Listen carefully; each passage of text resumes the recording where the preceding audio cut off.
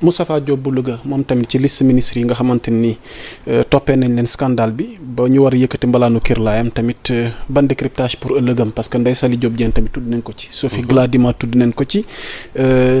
loo xalaat ci ëllëg ñooñu tey ñu war a janoo ak cour de justice war ñoo leeral koppar gi ñu leen joxoon.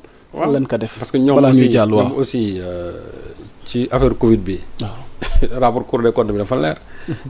que ne njombe yi ñu ci def dafa bëri.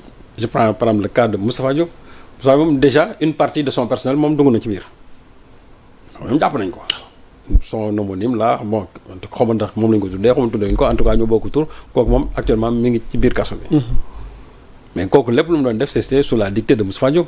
moo tax ma ne Moustapha xam nga rapport bi tudd ko mais si on ouvre une information judiciaire loolu moo ko ciy impliqué. loolu moo ko ci impliqué ça parce que bu ñu man sama ministre nangam ak nangam ñu wóor na ne yow décaissement yi nga daan def yëpp l'ordonnateur principal c'était le ministre. mais su boobaa ministre bi boppam la ñuy woo dañ ko woo. donc moom aussi il ne peut pas se réfugier derrière l'argument selon lequel man la cour ne m'a point cité déedéet. te moom dafa am beneen dossier encore même dossier Tabaski Ngom da ko fiy xaar. exactement waaw. donc Moustapha dossier non seulement dossier Tabaski Ngom da koy xaar dossier bi da koy xaar mais beneen dossier bu nekk Aprosi aussi da koy xaaraat. ca yàlla. donc Moustapha moom actuellement nii genre trépied la ñetti dossier koy xaar Aprosi Tabaski Ngom ak dossier Covid bii yooyu yëpp daf koy xaar moo tax moom il faut ñu lever son immunité parlementaire. ok Ndeye Saly Diop Dieng. Ndeye Saly aussi il faut ñu lever son immunité parlementaire pour ñu mën a toog expliquer askan bi lan moo tax xaalis bi ñu leen dénkoon te mu war a dem ci askan bi ñoom ñu jël ko def ko seen poste. gis naa nag sax yenn pseudo politiciens yu naan wéy ay ñaari climatiseur xam ay 52 millions nangam waaw mais bu dee dërëm c'est l'argent des Sénégalais moomuñu ko. xam nga en république. c'est-à-dire un seul rond un seul copec bu fekkee da nga ko jël moomuloo ko. bu ko xeeb. dëgg parce que ñoo koy wax fi ñu toll nii ay buntu échappatoire et c'est là où je flétris tout simplement la mauvaise foi d'une partie de la société civile. parce que société civile boo xamante ne nii ba léegi li nit ñuy def en termes de reddition des comptes rafetlu woo ko finalement ñenn ñi sax dem nañ ba bëgg a ne non jàpp yi dafa bëri wala xawma lan et cetera waaw mais jàpp yi dafa bëri mais parce que ñi ñuy jàpp dañoo sàcc wala dañoo jàpp ne dañoo sàcc en attendant ñu koy leeral léegi dañ leen teg loxo maintenant bu ñu demee ba nga xamante ne gis nañ ne ñoom defuñu dara suba am ñu bàyyi leen wante ki ñu jàpp mu cautionné kooku moom wane na boppam te fii koo fi jàpp mu ne damay joxe. ok ñi fi jàpp yëpp dañoo joxe waaw ñenn ñi ñoom xam nañ ne amuñu peut-être lu mat gars yi tey leen fa donc tey politiciens yi de waa société civile bi. war nañ xoolaat ñoom dem seen toogaay. ok su fekkee ne ñoom ils veulent se nourrir maintenant de crise wala su fekkee ne aussi ils sont nourris en tout cas ils sont nourris par une partie de l'opposition aussi nañ ko wax nit ñi. parce que société civile dafa am benn taxawaay boo xam ne daanoo njaaxanaay man je ne dis pas que société civile dafa war a ànd ci li pouvoir bi def déedéet mais nag waruñu aussi topp li nga xamante ne moom la opposition bi bëgg parce que ñoom boo leen dégloo tey dafa mel ni dañuy bëgg a jàppal tànk opposition bi dañu bëgg a jàppal tànk nga xamante ne tey ñu ngi leen di woot pour la reddition des comptes. alors que li ñu war a def mooy ñun nous soutenons la justice sénégalaise parce que cette justice là c'est pas une justice de Pastef c'est la justice du pays. donc cette justice du pays là doit être soutenue tant que ñi ngi def mbir mi di ko jaarale ci yoon. am nañ sañ-sañ bés bu ñu demee ba gis ne ñoom li ñuy def nii c'est de l'arbitraire ils peuvent le dénoncer comme ñun aussi nous allons le dénoncer.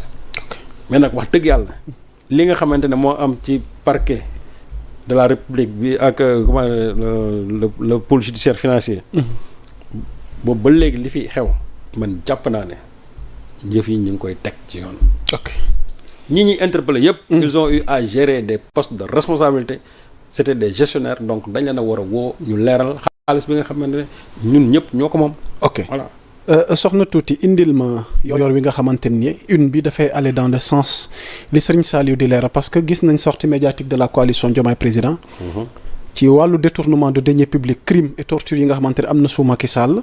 Waly Diouf Bodian intransigeant moom nee na un pays ne peut pas fonctionner avec autant de criminels. en liberté. Ouais. Quel décryptage ci une bi en rapport ak li nga xamante ni jot nga ko leeral. waaw mais xam nga Waly moom il est toujours constant. xam nga Waly moom dañu ne c'est vraiment le radical de Pastef.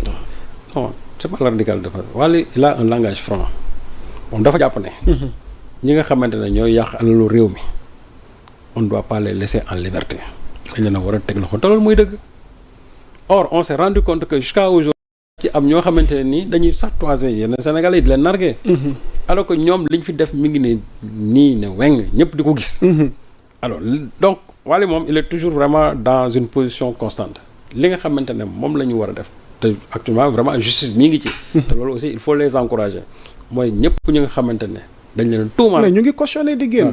waaw arsenal juridique beek mais. waaw mais d'accord mais xam nga man foofu côté boobu aussi c'est là où il faut revoir la législation su fekkee ne vraiment dañ ci légiférer en tout cas sous cet angle là ñi nga xamante ne dañu cautionné ñu leen di bàyyi non dañu war a cautionné ko ñu téye leen en prison parce que il y a des dommages xam nga ay dommages parce que ki nga xamante ne dafa ñëw jël xaalisu askan bi ba pare def ci lu ko neex ñu tey ñu jàpp ko tey mu ne xaaral ma joxe ko ba pare bénéficier de la liberté provisoire non loolu dafa yomb.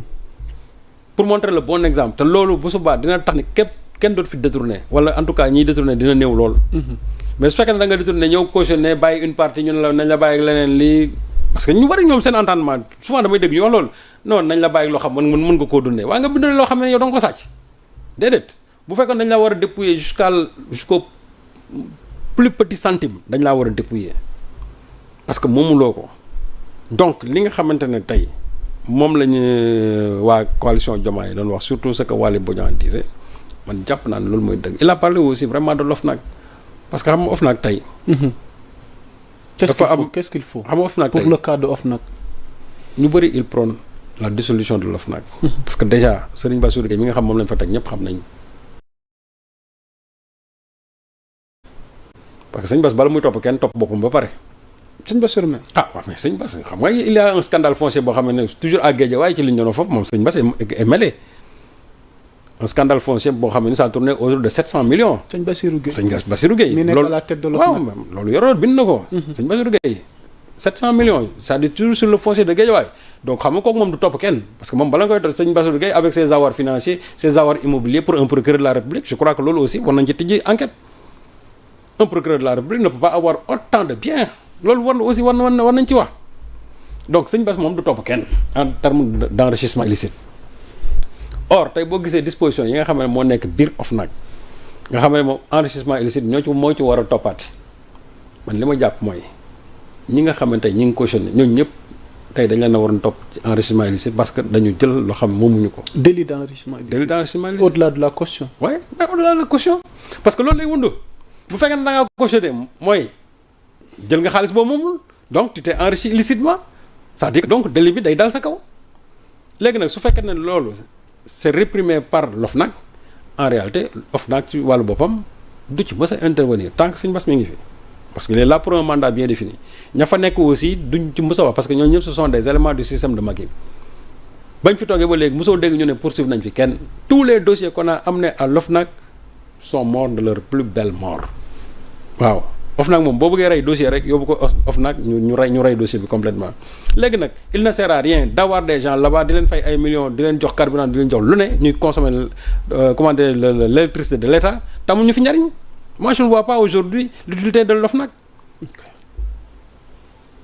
structure boo xam ne nii yow doo topp kenn parce que boo naree topp kenn yow da ngay njëkk ci sa bopp ba pare ok kooku xam nga du topp kenn léegi nag état doo nekk tey structure amu fi njariñ moi je crois que il ne s'agit même pas de réformer il faut c'est-à-dire dissoudre l'OFNAC bu ñu waree tabaxaat beneen bu bees ñu def ko mais ñu dissoudre ko ña fa nekk yëpp ñu gën leen ci biti daal di wut yeneen nit ñoo xamante ne nii taxuñu ci dara ñu jël leen ñu yóbbu leen fa keneen ku ñu bëggoon topp ñu topp la mais tant que ces gens là seront là xam leen ne enrichissement illicite moom duñ ci topp kenn loolu mooy dëgg te sëñ Bass gis nañ contentieux bi ma amoon nag Ousmane Sonko donc loolu déjà rek pour man c'est un élément dirimant pour mën a enclencher des enquêtes sur le délit d'enrichissement illicite c'est la raison pour laquelle man je dis que Waly li muy wax na ko nit ñi di déglu. Waly Diouf Bodian li muy wax ci côté boobu na ko nit ñi di déglu bu baax waaw on a beau dire que ne way dafa radical mais c'est vrai à un certain moment il faut faire preuve aussi de fermeté